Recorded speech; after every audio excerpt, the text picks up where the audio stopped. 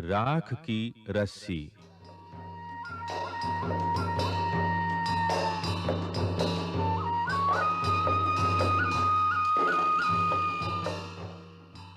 लोनपो गार तिब्बत के 32वें राजा सोनग वसैन गाम्पो के मंत्री थे।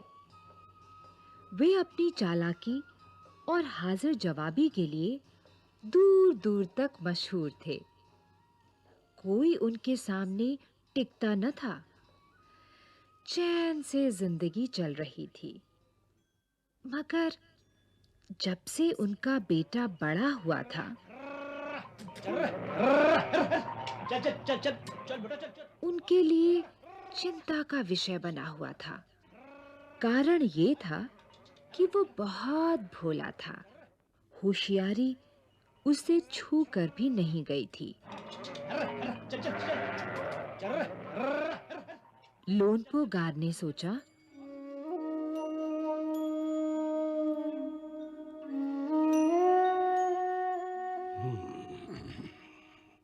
मेरा बेटा बहुत सीधा साधा है। मेरे बाद इसका काम कैसे चलेगा?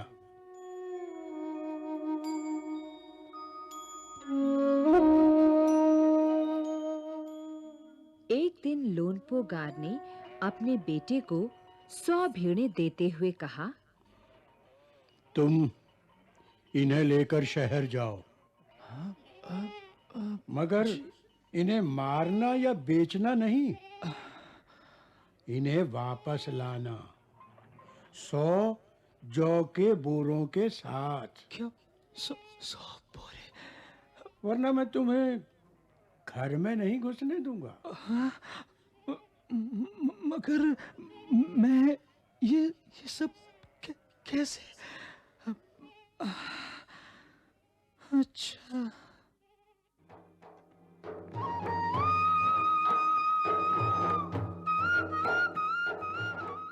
इसके बाद उन्होंने बेटे को शहर की तरफ रवाना किया। चल चल चल चल चल चल चल चल बेटा चल चल।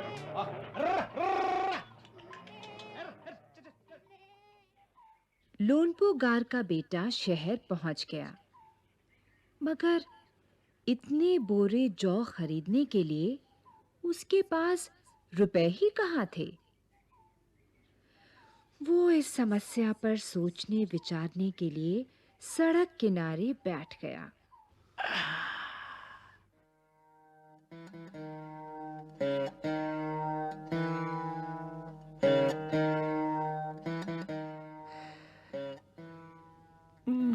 क्या करूं? अब कहां से लाऊं मैं इतने बोरे? मेरी तो कुछ समझ नहीं आ रहा।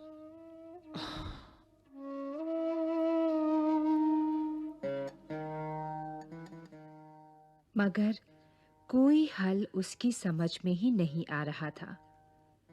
वो बहुत दुखी था। तभी एक लड़की उसके सामने आ खड़ी हुई।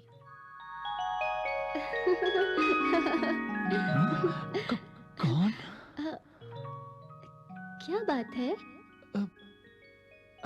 तुम इतने दुखी क्यों हो? वो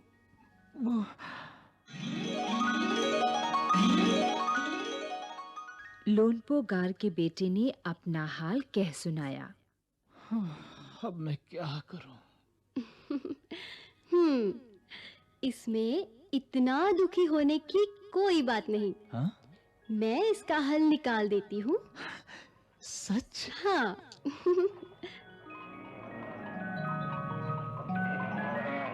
इतना कहकर लड़की ने भेड़ों के बाल उतारे और उन्हें बाजार में बेच दिया। जो रुपए मिले उनसे जौ के 100 बोरे खरीदकर उसे घर वापस भेज दिया। ये लो। अरे इतने बोरे! बहुत-बहुत धन्यवाद आपका। बहुत-बहुत धन्यवाद। अच्छा, अब मैं चलता हूँ। हाँ।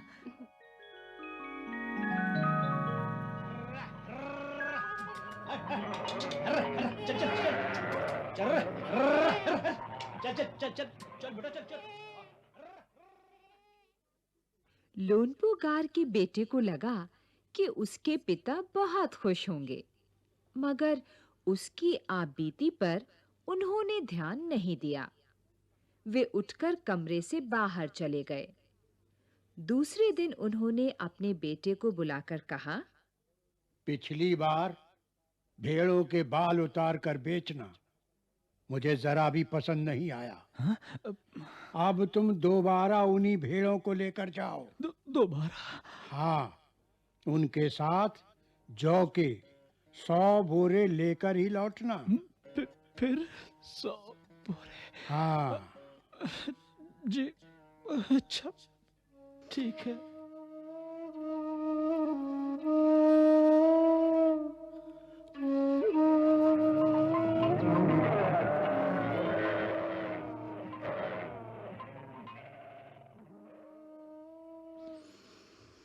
एक बार फिर निराश लोनपो गार का बेटा शहर में उसी जगह जा बैठा।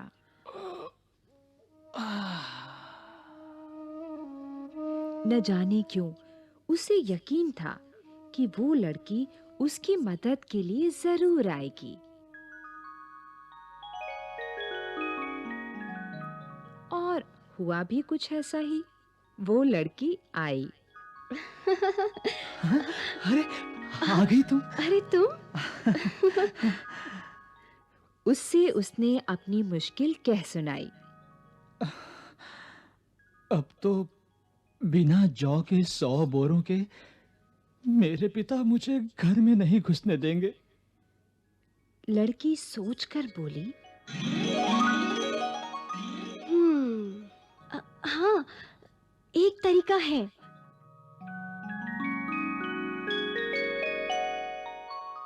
उसने भेड़ों के सींग काट लिए। उन्हें बेचकर जो रुपए मिले, उनसे 100 बोरे जौ खरीदे। बोरे लोनपो गार के बेटे को सौंपकर लड़की ने उसे घर भेज दिया। चल चल चल चल रे, चल चल चल चल।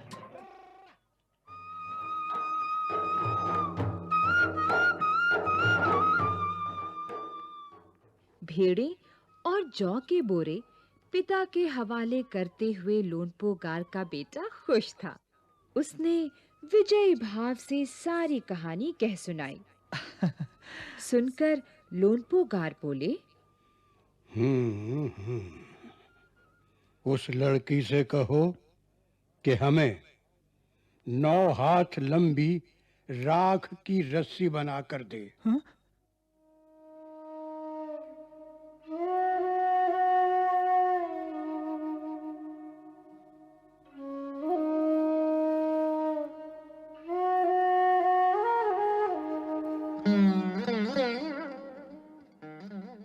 उनके बेटे ने लड़की के पास जाकर पिता का संदेश दोहरा दिया। हाँ?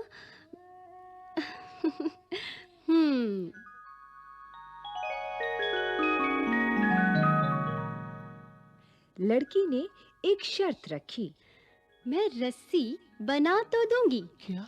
हाँ, मगर तुम्हारे पिता को वो गले में पहननी होगी। हाँ। गले?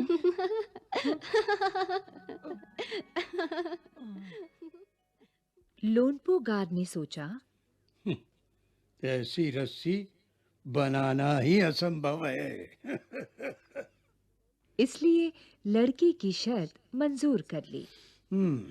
अगले दिन लड़की ने 9 हाथ लंबी रस्सी ली, उसे पत्थर की सिल पर रखा और जला दिया।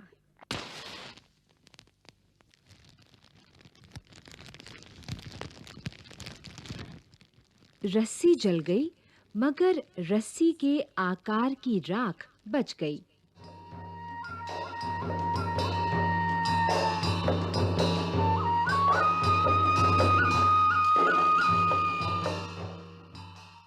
इसे वो सिल समेत लोनपो गार के पास ले गई और उसे पहनने के लिए कहा।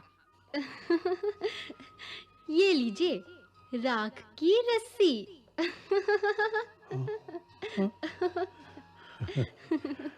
हाँ,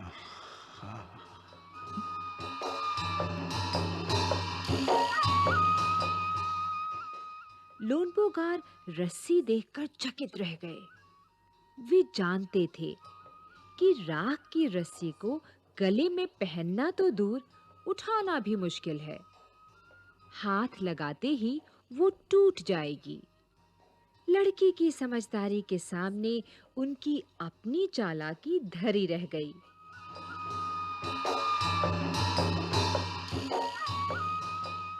बिना वक्त गंवाए लोनपोगार ने अपने बेटे की शादी का प्रस्ताव लड़की के सामने रख दिया।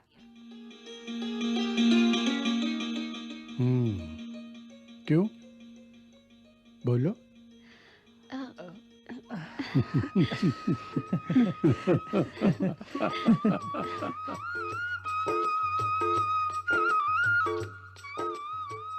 धूमधाम से उन दोनों की शादी हो गई।